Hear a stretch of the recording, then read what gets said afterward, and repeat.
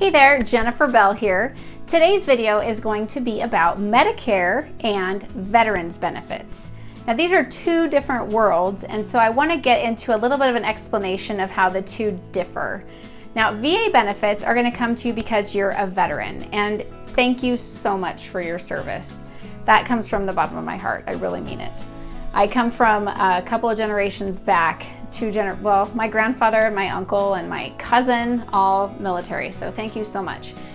But what we want to talk about is the veterans benefits are going to be covering you at a VA facility. So if you go to the VA and get your care and your prescriptions and everything else, then you're having your VA benefits.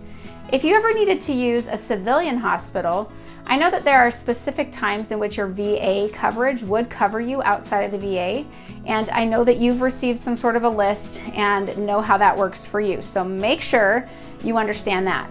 Now Medicare, on the other hand, once you turn 65, you're eligible for Medicare. Medicare is going to cover you in any civilian hospital, civilian physician's office, or surgery center. So if you decided that you wanted to get care outside of the VA, then Medicare would kick in and be able to cover you outside of the VA. Both of these programs are government programs, like I said, and so they could change maybe, at any time. Everything that I've seen in the world of Medicare is generally there is a process that has to be fulfilled in order for there to be a change made. So I keep that in the back of my mind. The VA benefits, you just never know. I don't honestly know if they could just change them overnight, but I'm guessing that they might be able to. They might decide that they want to cover one thing today and then they change their mind tomorrow. I'm not really sure.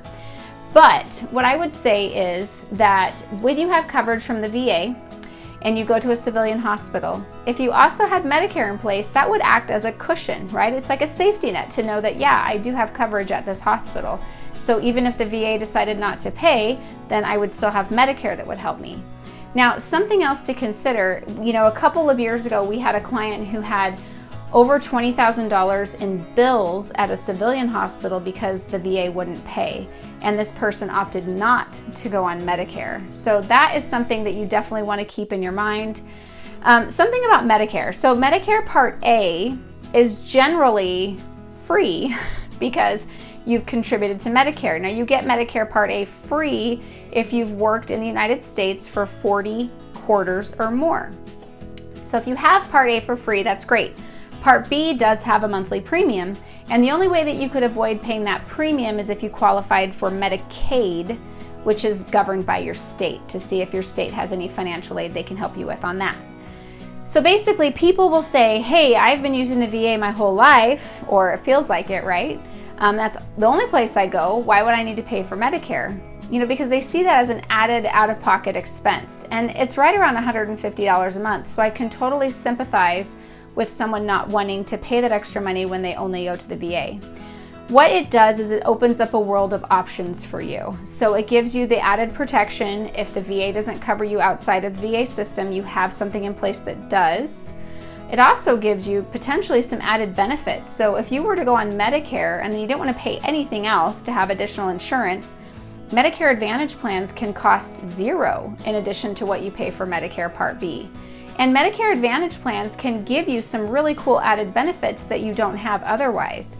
Things like added dental coverage and vision and hearing, even silver sneakers, like a fitness program, so you can have a free gym membership.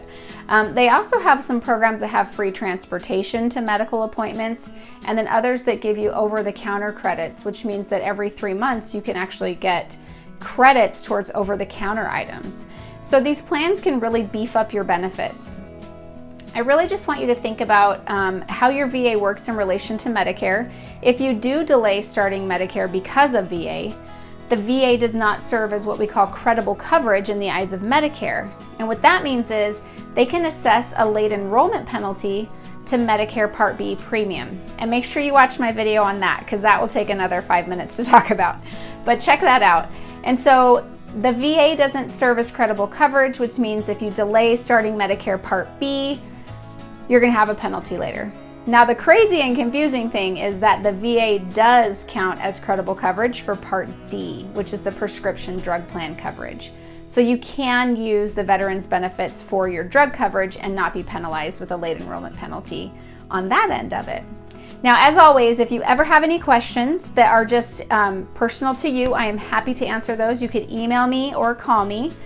And please share this video with your friends. You have a larger network than I do of people that might actually be going through this situation, but just not really understanding the differences between. So you could really help a friend by sharing this video. And definitely subscribe, because I keep us up to date on new things that pop up in the world of Medicare. So as always, I hope you have a wonderful day, and I will see you on the next video.